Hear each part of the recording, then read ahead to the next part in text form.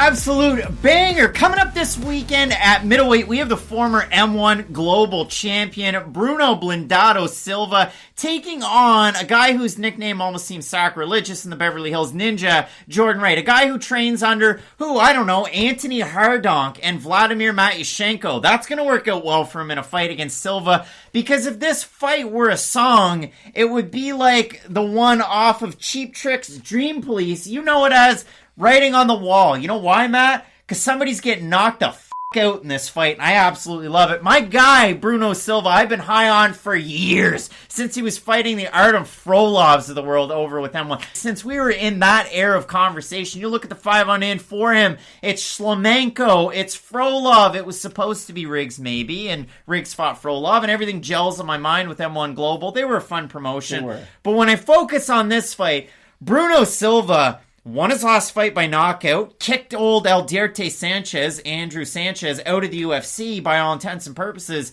But Matt, it was like Aaron Rodgers in 2015. He threw that Hail Mary up, and thank goodness they caught it in the end zone. With Bruno Silva, he's always going to have that, you have eye-catching talent? Well, we're waiting for you to lose in a really, really bad way. And he is going to be one of those fighters who, when he does lose, it's going to be that Rodolfo Vieira kind of loss, where it's like, wow, was Bruno ever really that good? Now, I don't think you can overcorrect it all that much if he does lose, but he does have a weakness in his game. For as good as his power is, as great as his boxing is, he has been susceptible to getting taken down throughout his career. And really, that's the only question mark in this fight. I gotta be honest. If I wanted to put a song to this fight, it would be Another One Bites the Dust, because I don't think Jordan Wright has that great of an opportunity in this one, if I'm just being very honest. Because this is how I look at this fight. Can Jordan Wright take down Bruno Silva? Of course he can. He's not a terrible wrestler by any means. He's a decent one, I'd say. But is that really a part of his game plan? No. And that's what I always go back to. Like, Jose Aldo, they brought it up last night, where it's, hey, you don't really leg kick that much anymore because you really just train your boxing a lot. And if you're not training it, you're probably not using it in the cage. With Jordan Wright, he can wrestle, but he's not a natural wrestler. So I don't think he's just going to go out there and start blasting double legs against Bruno Silva early. And honestly, I think that's his best way to win. I've got a weird question in this one, because if you combine it, 30 of their 33 combined wins are by knockout. That's wild. Which is insane. And 6 of their 7 losses are by finish. Yeah. So you hate to see that one. And realistically, I mean, Silva has 18 knockout wins to his credit. And I should say 30 of 33 wins are by finish, because actually for Wright, more of his wins are by submission than they are by knockout. For Silva, all of his wins by finish are by knockout. He's got 3 decision wins. So they're scary knockouts. When I look at this fight, though, for Jordan Wright, why do MMA fans hate him so much? Because he's a little bit cocky. I don't like the nickname, but overall, in his fights, he's a very, very exciting striker, and flashy at that, too. Exactly, and he gets into what we love, 50-50 exchanges, but you don't want to get into 50-50 exchanges with a guy like Bruno Silva. Now, I'm not as hot and heavy. Like, you're the conductor of the Bruno Silva hype train. I'm further back in the caboose. I'm making my way up to, the drink cart. But I just think eventually Silva's going to fight somebody who is a really good wrestler. I don't know who that is in this division, but it's going to look bad when it does look really bad. The problem, though, is that Jordan Wright defends punches like Luke Rockhold. He puts his chin up in the air, and he is a very tall guy.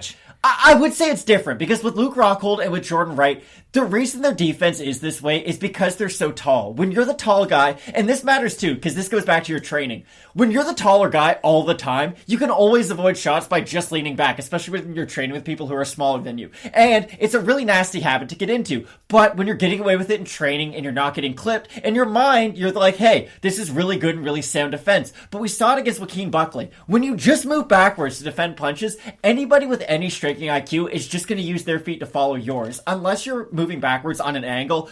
We're going to talk about that in the main event with Poirier and Charles Oliveira, like L-stepping right and left. Jordan Wright doesn't do that. He just backs straight up. And if Bruno Silva decides, I'm just going to start throwing in combinations while I move forward, it's going to end very poorly for the Beverly Hills Ninja. The best part of the episode when Matt talks about going to a drink cart, the last time we were on a train going to the drink cart, we would have been, 12. I would have been about 12. Matt would have been 7 or 8. And we get up to the drink cart. I've got the money, and Matt goes, I want a pop, and they didn't know what it was. He goes, I'll have an orange pop. We're in New England to set the scene, going from Portland, Maine to Boston. And the guy goes, what?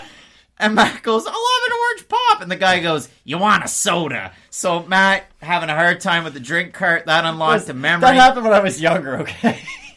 call it a soda when you're in certain parts of the States. Sorry, 7-year-old Matt didn't understand the difference. Well, to not 7-year-old Matt, who recently celebrated a birthday, congrats. Bruno Silva open to minus 350, still about there for Jordan Wright. He is a plus 285 underdog. We look at the votes on Topology. They're not close, 600 of them. 83% of the 89% of the fans have Silva to win by knockout. 9% have him to win by decision. 3% by submission.